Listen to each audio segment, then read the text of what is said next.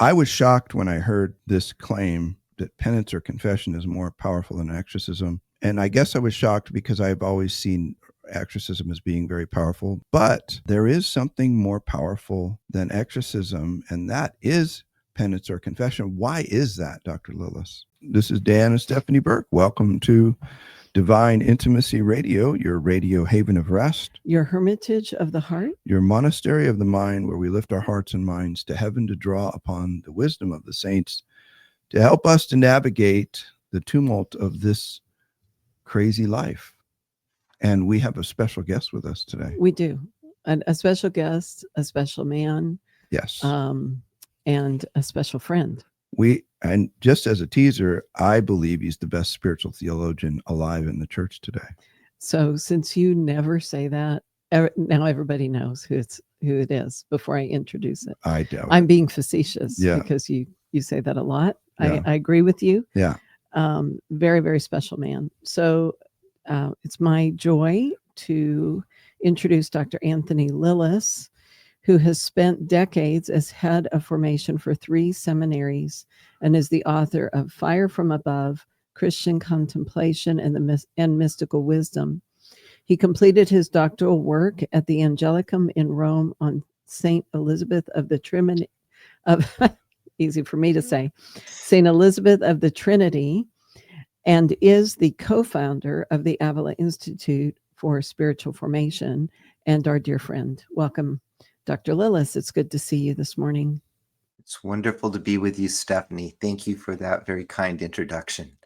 Thanks for getting up so early to talk to us. I was shocked when I heard this claim that exorcism, that penance or confession is more powerful than exorcism. And I guess I was shocked because I've always seen exorcism as being very powerful. Stephanie and I have served in exorcism ministry, supporting the priest and seen the power of God work there in mighty ways. But there is something more powerful than exorcism, and that is penance or confession. Why is that, Dr. Lilles? It has to do with the nature of what a sacrament is, in contradistinction to other rites of the church. In a sacrament, Christ himself touches the soul who receives the sacrament. Christ himself is present in the minister who ministers the sacrament. And while that's true in an exorcism in a different kind of way, and it is true that Christ himself exercises in the church. These 7 mysteries or these 7 signs have been set aside by the church as being like the chief, the principal, and the most effective way that Jesus touches souls today through the ministry of the church. So that's a kind of a short answer. All the other rites flow from these 7 sacraments, and they lead back to the 7 sacraments. And so exorcism has that role in the church. It prepares people for baptism. We have minor rites and for baptismal grace, and at the same time it flows from them. And so if exorcism is given someone after baptism, it's usually to prepare them for the Sacrament of Reconciliation. It's beautiful. Christ present in our sacraments directly. So it begs the question, because we hear a lot about, all kinds of deliverance ministry and such. Can a priest perform minor exorcism or deliverance while offering confession? Can he layer that?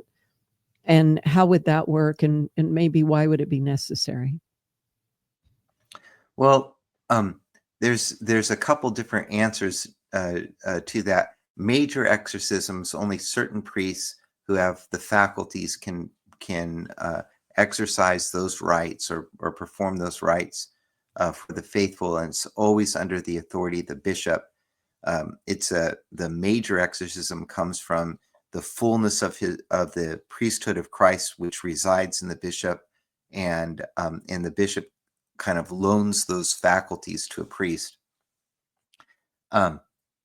in confession, the rite itself, the structure of the rite, is this encounter with Jesus in the conversation that takes place between the confessor and the penitent, and the very structure of that forum is already soliciting the acts of the penitent, the confession, the contrition, disposing them and preparing them for the penance that they'll take up. And so whatever is done in the confessional in terms of counsel or in terms of extra prayers, including prayers of deliverance and perhaps even a minor exorcism, as long as it fits in that forum and it doesn't distract from the forum itself, that I think the confessor has a great deal of freedom. More elaborate prayers, or prayers that are going to take a little bit more time and discernment, has the ministry of deliverance and exorcism requires. Those prayers are better outside the forum of confession, so that it doesn't distract from the ministry that's taking place in that sacrament itself. So just to repeat back to you, I think it's an important point you made, is obviously we began with the question, which is, or the assertion, which you validated, that confession is more powerful than exorcism. So then, if there's any supplemental care for the penitent in confession, that can only take place as long as it protects the sacrament and what should be happening in the sacrament on the part of the penitent and the priest. That's preeminent, because that has the most power. But then secondarily, there may be some short, you're saying, some brief interventions that a priest can do. Do you have any examples of what that might look like? Well,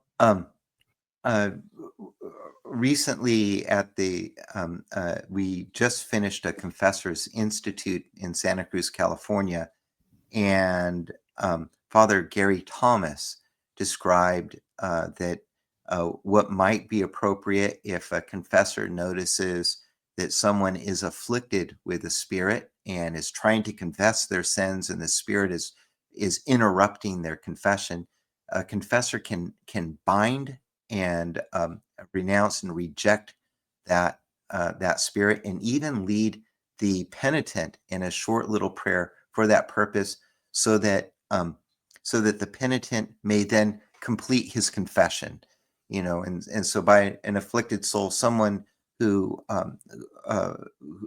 is dealing with an evil spirit that is preventing them from, in this case, confessing their sins and showing and expressing the contrition that is required. The authority of a priest, and every priest has this authority. This does not require special authority from special faculties from the bishop. The priest simply leads the penitent in the simple prayer. The penitent, and in that simple prayer, the penitent finds the freedom to complete his confession and receive absolution. Anyway, that would be an example of something that is short in the forum of confession, and helps the sacrament of penance and reconciliation, come to a completion. Yeah, I'm thinking in a little bit like, well, some examples would be maybe addictions, where people feel like they can't get free and they're coming back and back. Yeah, to habitual sin. Habitual sin, myself. addictions. Maybe they have an issue with anger or unforgiveness, where they want to be free desperately. Yeah. And they keep going to confession, but there's some other nefarious force holding them from perhaps perfect contrition or being able to get past it. That's a great question, because Yeah. what Dr. Lilles described was a pre-care, if you will, almost. So before the penitent can properly engage in confession, there's a little deliverance prayer. So Dr. Lilles, what do you think about Stephanie's question about habitual sin and the priest's ability in confession to help with that through some kind of deliverance. Sure. Although there may be something appropriate in the form itself, that would be the kind of thing a priest might do beyond the form of confession, Okay. outside, and working with the person one-on-one, especially in an addiction. One priest during the institute, one of our speakers, I think it was Jerome Magat, was speaking about how when it comes to addiction, he emphasizes to the addict, you know, um, look, I'm here for you. If you want to beat this thing, I'm here for you all the time. And that means, you call me, you come to the rectory, and we're going to meet every week or every other day until we beat this thing. And in that form, which could be in confession, but also outside it, the priest is ministering, and he's going to help the penitent deal with all kinds of different spirits that may be holding him back in the particular thing of addiction. And so things can happen in the form, but when you're dealing with a situation as complex as addiction outside the form, where for the extra accountability, one of the things that dispels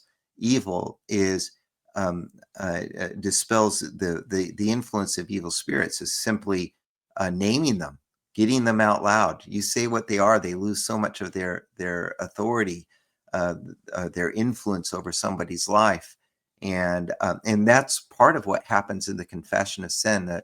The instance I was giving was, somebody's trying to confess their sins, and they seem to be evasive of one sin or another. They seem not to be able to confess what's on their conscience.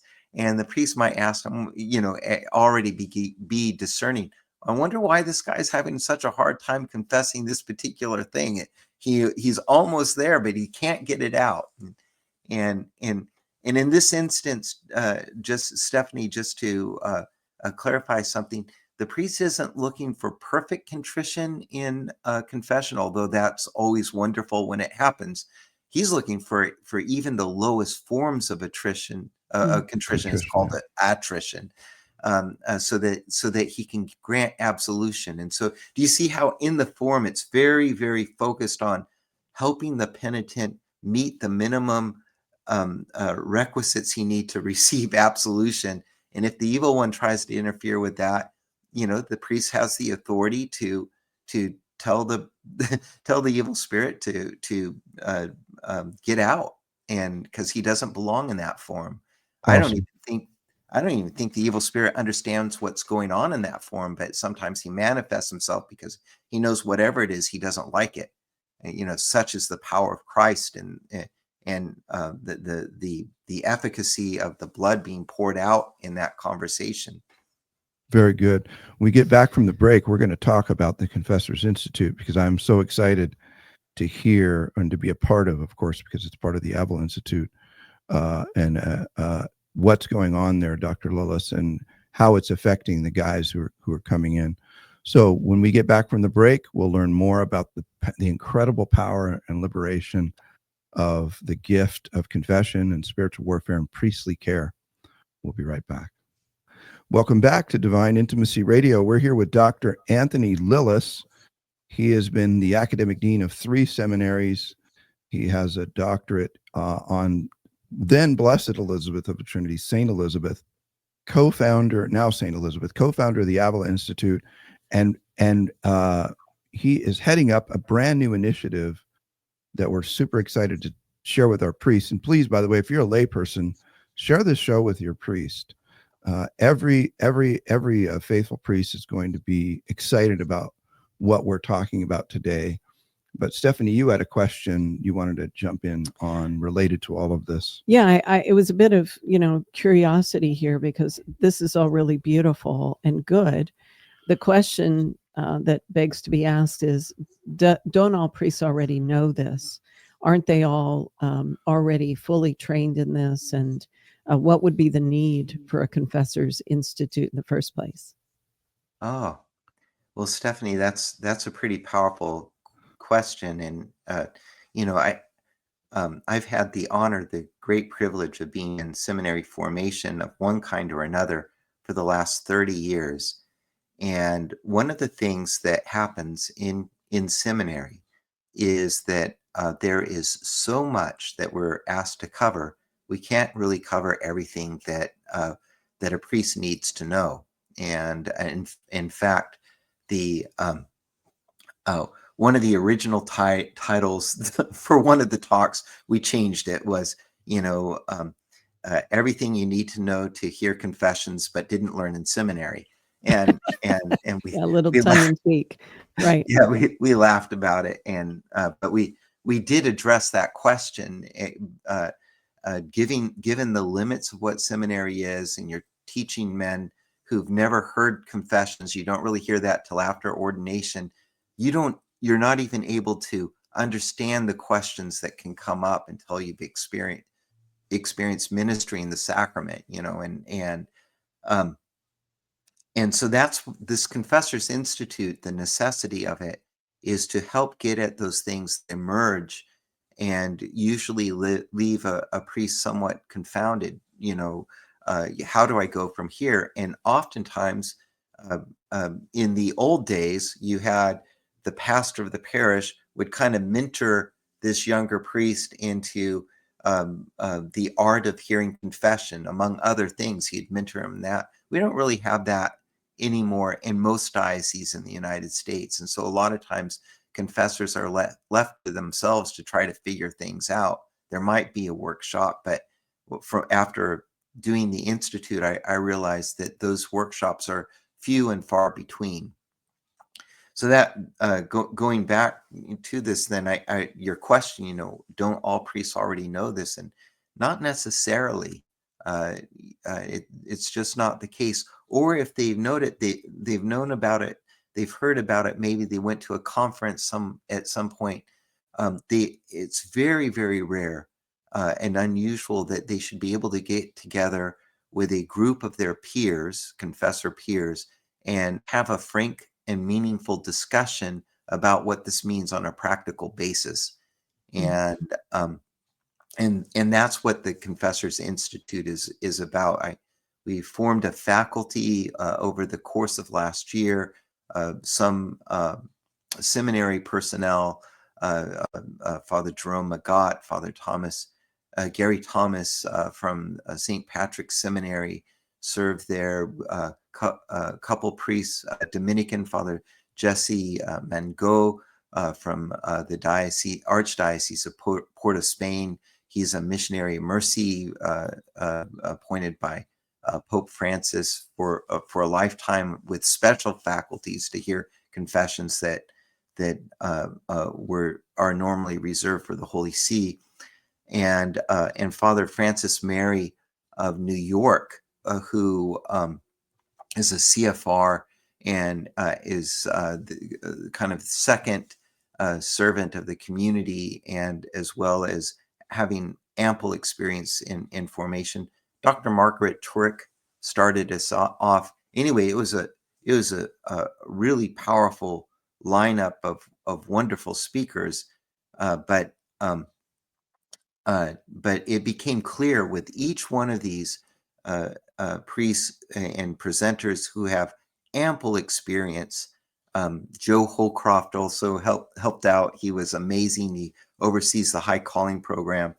Um, uh, that these kinds of conversations do not happen regularly, and that there's a lot that we may be taking for granted in the church, and providing this kind of forum is really, really needed today, because the faithful are getting just the way our culture is. Our culture is boorish and materialistic, hedonistic, and that's opening up whole worlds of sin. At the same time, more and more of the faithful are playing around with kind of witchcraft and Ouija boards and things that open them up to very bad things in their heart. And so affliction is happening a lot more. There is a lot more problems with addiction than we've had in the past, and very, very difficult marital situations or couples not living in marriage.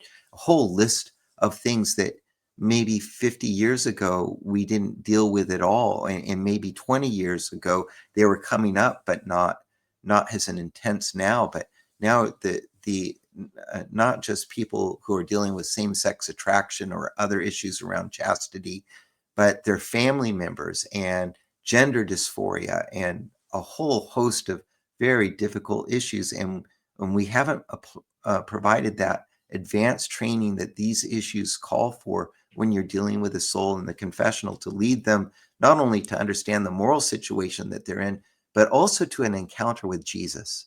And that's what kind of gets lost a little bit, is if the sacrament can become a transactional experience for the penitent and even the confessor, rather than an exercise of spiritual fatherhood, where the confessor as a spiritual father is engendering the filial love of Christ Jesus in the soul of the penitent, by simply by listening to the sin, listening to the contrition, and affirming it, challenging it, encouraging it, and removing any blocks to it,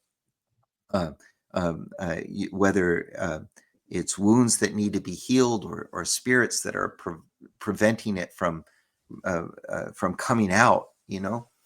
So this is I've gone on a little bit too much, and forgive me, Stephanie, but your question is so powerful.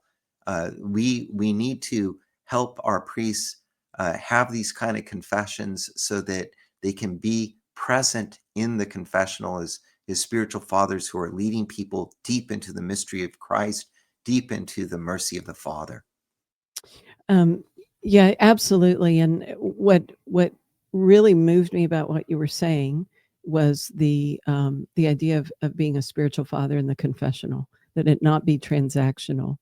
And is it efficacious? Yes. If I go in and confess and he says 3 Hail Marys and I leave and everything's right, in right order, but there's a power when we have such a crisis of spiritual fatherhood in our culture, that we need to be able to go into the confessional and feel the presence of the Lord. So I think at the core of all this is the deep life of prayer and oneness of the priest with Christ himself in adoration, in mental prayer and such, which I know is at the core of everything that the Avila Institute does, the Avila Foundation, and this new endeavor of ours called the Priestly Renewal. So we want to point you to this website. If you want to find out more information, send it to your priests. All our priests out there who listen on a regular basis, please check this out. It's called priestlyrenewal.org, priestlyrenewal.org, to get more information on how you can engage, or your priest can engage, in this important new initiative of ours. And Dr. Lilles, this is an initiative that's it's co-sponsored, if you will, by Avila Institute and St. Patrick's Seminary, correct? That's right. Right way to say it. Yeah, that I would say, it's co-sponsored, and that's one of the reasons why so many of the members of the St. Patrick's faculty have gotten involved with it, and it's been a great partnership. It's been good for the faculty too. We've had some really great conversations around this. Just in case somebody hears this, right away and is looking for something like this, this show is being recorded July 1st, 2025. What's the next what's the next conference we're doing for this purpose, and where is it going to be located? We have one scheduled a year from now, and we're looking at we're still trying to work out the details right now, but okay. It will be on the East Coast, either in Florida or Long Island. Okay, great. So priestlyrenewal.org will have the listing, right, of was that where there'll be the conferences available will be listed. And then also, we just have 1 minute left. We also have a spiritual direction program that you're heading up for priests. Tell us briefly about that and our next opportunity for that effort. Yeah, Joseph Holcraft is working with me on this, but we'll be in Italy in Assisi in October with our spiritual direction program for priests. It prepares priests for the spiritual direction of young men who are discerning their vocation. And there's this very specialized kind of spiritual direction. It's a online program, but we have a retreat at the beginning, and our retreat will be in Assisi, Italy, in October, and you can find out more about it at priestlyrenewal.org. All right, and this is all the name of what we're doing. Of course, it's Avila Institute High Calling, but it's the Initiative for Priestly Renewal. We're very excited and blessed to be able to serve our priests. We expect so much of them, and it actually is striking a nerve with me as I say it. We expect so much of them and are so quick to criticize them, but so slow to give them what they need. So I'm speaking to lay people now.